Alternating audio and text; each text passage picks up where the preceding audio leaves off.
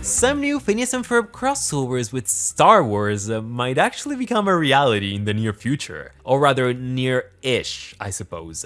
So what happened? Let's backtrack just a second. A few days ago, we've had, Phineas and Ferb's usual yearly event at the D23, and during an interview with Dan and Swampy, the creators themselves, they were asked a particularly interesting question. What Disney property would you cross over with Phineas and Ferb? And would you look at that, Dan mentioned the possibility of making 2 more Star Wars crossovers with The Empire Strikes Back and Return of the Jedi. And now, you guys, this is huge. Do you realize that? We've already considered this possibility, if you remember, like ages ago in a video of mine, but the creators never really talked about a possible continuation of the Star Wars episode. It was probably gonna be a standalone thing from the get-go, so I suppose when they revived the show, the Star Wars thing wasn't really one of their priorities. However, now that the show is back, and so far it's a pretty big success, I imagine the writers are already taking inventory for the 6th season. And who knows, maybe a possible 7th season as well?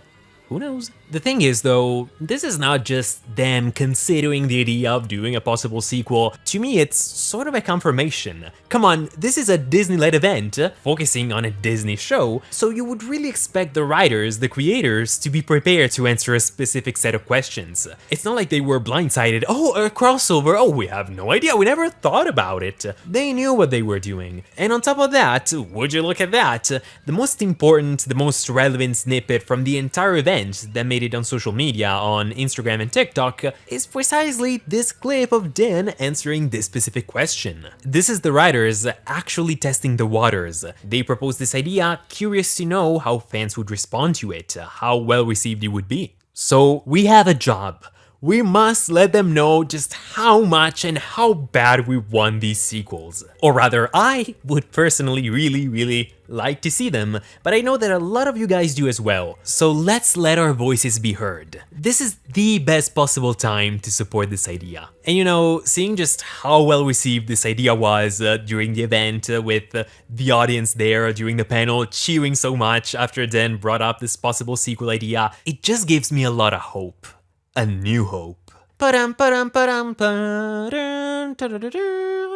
for everyone else out there who's not, a huge Star Wars fan, keep in mind that this is probably the most elaborate parody/crossover universe that the creators ever made. The only other alternate universe/reality/dimension that is just as elaborate, if not more elaborate than this one, is the second dimension itself, which is definitely gonna get a continuation at some point. The story was open-ended as well, so.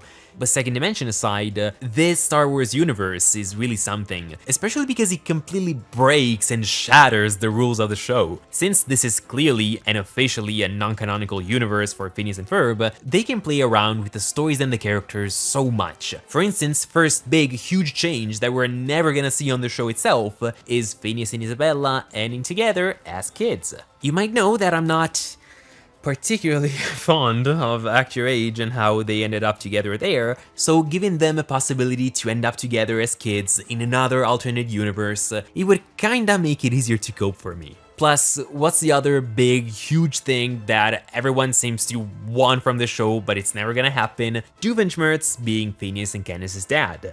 Yet, because this is a non-canonical universe, Darthenshmirtz could be this Phineas and this Candace's dad. They would have to really highlight the fact that this is only happening in this universe and this universe only, but it could be a lot of fun. Not to mention the different dynamics. Phineas and Ferb here know about Perry's secret identity. The whole dynamic of Candace kinda taking care and looking out for Buford and Baljeet here, as if they were family. It's just so lovely. Plus, there might be a bit of a mystery with Isabella's Centennial Chihuahua, who knows what's been going on with Pinky there. Why'd you call it the Chihuahua? It's personal. Seems weird you'd call it something you didn't want to be asked about. You're right. It was a call for attention. And what about all the other characters who didn't make it into the first crossover? Where are they gonna fit into the story? Stacy, Jeremy, or even Roger? Of course, the best part here is just thinking about these possibilities.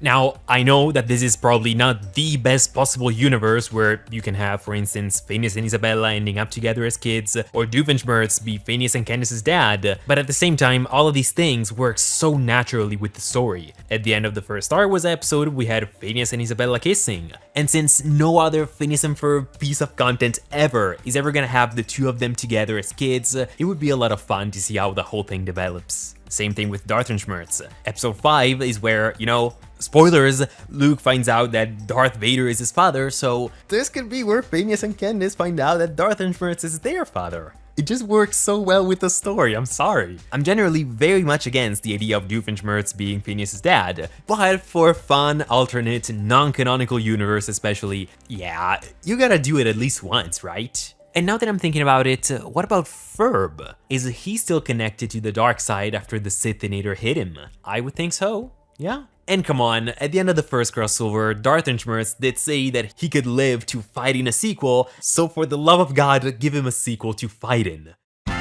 Moving on from Star Wars though, moving on, when Swampy was asked the very same question, so which Disney property would you like to cross over with, he did mention The Jungle Book, and in general he said that he thinks it would be pretty cool to cross over with some old Disney movies.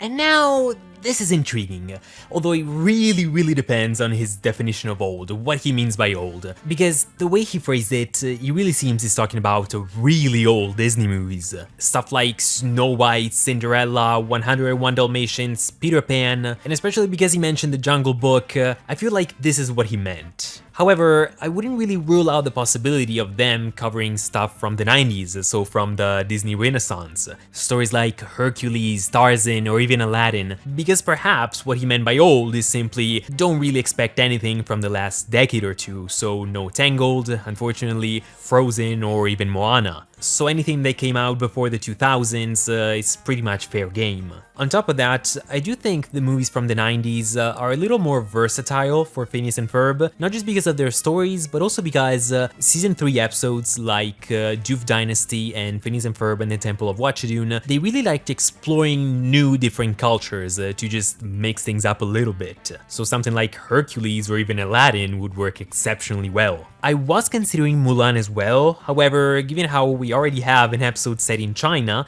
given, of course, it's a different time period and it's a different story, I do think the writers would want to diversify a bit. But do let me know your thoughts on this. Which movies do you want them to cover, and which movies do you just expect them to cover instead? Let me know in the comments. With that being said though, I thank you all so much for watching, and if these Star Wars sequels are ever gonna become a reality, I would absolutely love to make a whole longer, more elaborate video just on them, just on the whole trilogy, trying to figure out what could happen with the characters and the main storylines. Let me know if you'd like to see that. The only way for it to happen though is to let Dan and Swampy know how much we want a Star Wars crossover sequel, whatever. Again, thanks so much for watching, I'll see you guys next time. Ciao!